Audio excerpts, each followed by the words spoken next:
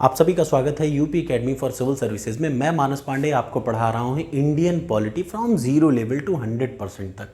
यहाँ पे सारे शॉर्ट ट्रिक्स, सारे स्मार्ट ट्रिक्स और सारे स्मार्ट नोट्स की मदद से मैं आपको पूरा पढ़ा रहा हूँ और आपको मैं फ्री में PDF भी दे रहा हूँ इन सभी वीडियोज़ की। ये वीडियोज़ प्योरली बेस्ड हैं M लक्ष्मीकांत और NCERT पे। अगर आपने इन सारी वीडियोस को कवर कर लिया और इन सारी PDF को अपने हाथ में रख लिया, पहली बात जब मैं PDF बोल रहा हूँ तो जब आप इसको प्रिंट आउट निकाल रहे होंगे तो आप देखेंगे पूरा पार्लियामेंट 10 पेज में आ गया, सिर्फ 10 पेज में। तो 10 पेज का पार्लियामेंट पढ़ना बड़ा आसान है बजाय कि 50 पेज की बुक से पार्लियामेंट पढ़ना। तो बेहतर है और एक बार आप मेरी वीडियो को सुनते रहिए और सामने से ये सब देखते रहिए। तो चलिए शुरुआत करते हैं। अब मैं शुरू करने जा रहा हूँ कोर्ट्स के बारे में। इसके पहले मैंने आपको पार्लियामेंट के बारे में पढ़ाया, फिर मैंने आपको बताया कि जो संसद, भारत की संसद है, जैसे वो काम करती है संसद के दोनों सदन, वैसे ही राज्यों की विधानसभाएं भी काम करती हैं, राज्यों की लेजिस्लेचर भी काम करती हैं। दोनों में क्या समानताएं हैं उनका मैंने आपको एक वो भी दे दिया ओवरव्यू कि कैसे आप सारे आर्टिकल्स को एक बार में रट सकते हैं, सेंट्रल और स्टेट के, दोनों को कंपेयर कर सकते हैं। आने वाले समय में जब मैं आपको हाईकोर्ट पढ़ा रहा हूँ तब मैं आपको कंपेरेटिव पढ़ाऊँगा और कुछ चीज़ें मैं अभी भी आपको कंपेयर ही करूँगा। देखिए, अमेरिका में कोर्ट हैं, सबसे ऊपर है सुप्रीम कोर्ट।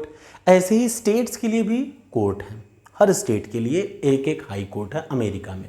अमेरिका में कुल 50 स्टेट हैं, तो भैया 50 स्टेट के लिए 50 हाई कोर्ट। मैटर ध्यान से सुन लीजिएगा, अगर कोई फेडरल मामला हो, फेडरल का मतलब कोई अगर नेशनल मुद्दा होगा तो वो मामला चलाया जाता है वहाँ पे, वहाँ की सुप्रीम कोर्ट में। और अगर कोई स्टेट का मामला होगा तो वो स्टेट का मामला हाईएस्ट कहाँ तक जाएगा, उस राज्य की या अमेरिका के उस स्टेट की हाई कोर्ट तक। ये अंतर है अमेरिका में। तो अमेरिका में क्या है, फेडरल मामले मतलब नेशनल मुद्दे जाएंगे सुप्रीम कोर्ट में और लोकल मुद्दे जाएंगे हाई कोर्ट में, ये क्लियर है। लेकिन भारत में ऐसा नहीं है। भारत में एकीकृत का मतलब इंटीग्रेटेड, ताकि पता चले कि हम United India is A union of states, राज्यों का संघ है। ऐसा कैसे पता चलेगा, क्योंकि यहाँ पे एक हायरार्की है। वही हायरार्की पहले मैं आज आपको बताऊंगा, अगर आपको अच्छी लगे तो बताइएगा। पहले आपने अमेरिका का समझ लिया। अमेरिका में क्या है, अगर कोई नेशनल मामला है तो वो जाएगा सुप्रीम कोर्ट में डायरेक्ट, और अगर कोई छोटा मोटा मामला है, स्टेट लेवल का मामला है, तो उस स्टेट के हाई कोर्ट तक ही जाएगा, वो सुप्रीम कोर्ट नहीं जा सकता। मेरी बात समझ में आ गया ना। मतलब जो नेशनल लेवल के मामले हैं वो नेशनल में जाएंगे, जैसे सिक्योरिटी, वो सब नेशनल में जाएगा। लेकिन अगर कोई चोरी चपारी हो गई तो वो कभी भी सुप्रीम कोर्ट में नहीं जाता। अमेरिका में कहाँ जाता है, वहाँ की हाई कोर्ट में, उस स्टेट की।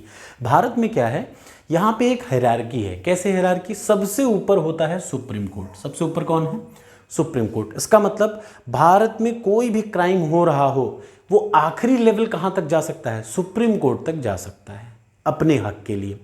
उसके बाद, और अब इतना ही अंत नहीं, भारत में सुप्रीम कोर्ट पे भी नहीं रोका गया। सुप्रीम कोर्ट के बाद भी क्या है, राष्ट्रपति की क्षमादान की शक्ति। ये आपको जानना और याद रखना बहुत जरूरी है। तो भारत में कोर्ट में हाईएस्ट कोर्ट कौन सी है, सुप्रीम कोर्ट है। सुप्रीम कोर्ट के नीचे कौन है, हाई कोर्ट।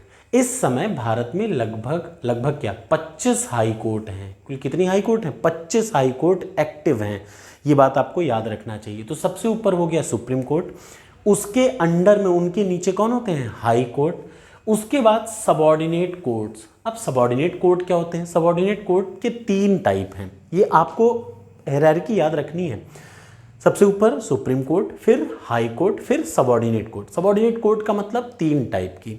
सिविल मामलों के लिए सिविल कोर्ट, समझ रहे हैं ना। जैसे कोई भी मामला अगर सिविल का मामला होगा, ठीक, तो वो सिविल, जैसे जमीन जायदाद का मामला, तो वो जाएगा सिविल कोर्ट में। सिविल कोर्ट में कौन बैठता है, डिस्ट्रिक्ट जज बैठता है। ठीक, एकदम मतलब मोटा मोटा आप एकदम दिमाग में क्रिस्टल क्लियर रखिए। सबसे ऊपर कौन, सुप्रीम कोर्ट। सुप्रीम कोर्ट का चीफ कौन, चीफ जस्टिस ऑफ इंडिया। उसके बाद क्या, 25 तो हाई कोर्ट, हर हाई कोर्ट का क्या, चीफ जस्टिस होगा।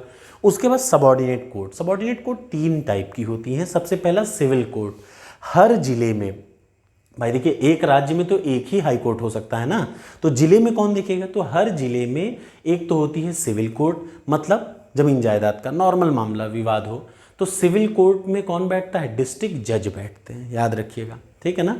उस डिस्ट्रिक्ट जज के नीचे कौन होता है, सब जज होते हैं, फैमिली, ठीक। उसके बाद मुंसिफ कोर्ट होती है, फिर स्मॉल क्लॉज कोर्ट होती है। ये सीक्वेंस है, ये कभी कभी बहुत रेयरली आता है लेकिन आपको पता होना चाहिए। एक लाइन में जो सबॉर्डिनेट कोर्ट है वो होती है सिविल कोर्ट, जिसमें कौन बैठता है? डिस्ट्रिक्ट जज। सिविल का मतलब नॉर्मल मामला, ठीक, जैसे ज़मीन जायदाद का मामला फंस गया, कोई और मामला, नॉर्मल मामला कोई फंस गया, तो वो सारा हो गया सिविल कोर्ट में। उसको कौन देखेगा? डिस्ट्रिक्ट जज। कोई भी क्रिमिनल एक्टिविटी हुई है तो क्रिमिनल एक्टिविटी क्रिमिनल कोर्ट में जाएगा, उसको बोलते हैं सेशन कोर्ट, ठीक है, याद रखिएगा। जो सेशन कोर्ट होती है वो किसकी होती है? क्रिमिनल कोर्ट होती है, और इसके जज को बोलते हैं सेशन जज। तो याद रखिएगा, जिले में 2 जज होते हैं, एक तो हो गया डिस्ट्रिक्ट जज, दूसरा हो गया सेशन जज, या सेशन कोर्ट में बैठता है सेशन जज। तीसरा रेवेन्यू कोर्ट भी होती है। रेवेन्यू कोर्ट में कौन होता है? रेवेन्यू कोर्ट में होते हैं बोर्ड ऑफ रेवेन्यू, और इसका जो हेड होता है वो होता है कमिश्नर कलेक्टर, ठीक है। ये आपको 3 चीज़ें याद रखनी है। तो भारत में ये है कुछ कोर्ट्स का हायरार्की। हायरार्की का मतलब एक स्ट्रक्चर। एक और यहाँ पे है, आपको याद रखना चाहिए, हाई कोर्ट के अलावा एक और है, वो क्या है? ट्रिब्यूनल। जितने भी एडमिनिस्ट्रेटिव ट्रिब्यूनल, चाहे जितने भी ट्रिब्यूनल हैं, मैं सिंपली लिख ले रहा हूँ, जितने भी ट्रिब्यूनल्स हैं, वो ट्रिब्यूनल का कोई मामला अगर जाएगा तो कहाँ जाएगा? याद रखिएगा, ट्रिब्यूनल का कोई भी मामला जाएगा तो हाई कोर्ट जाएगा। मतलब ट्रिब्यूनल ने अपना कोई निर्णय दे दिया, जैसे नेशनल ग्रीन ट्रिब्यूनल ने कोई पर्यावरण से संबंधित अपना निर्णय दिया, आप उससे सेटिस्फाइड नहीं हैं तो आप सुप्रीम कोर्ट नहीं जाएंगे, आप कहाँ जाएंगे? High court. इसका मतलब जो ट्रिब्यूनल होती है वो हाई कोर्ट के नीचे होती है। ट्रिब्यूनल को किसको रिपोर्ट करना होता है? हाई कोर्ट को।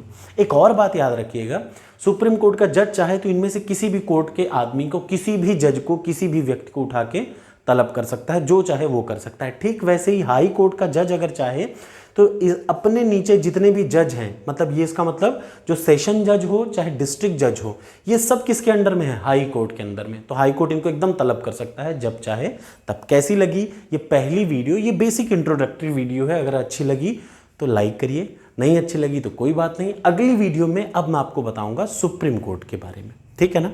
तो याद रखिए, ये है हायरार्की भारत में। Thank you so much.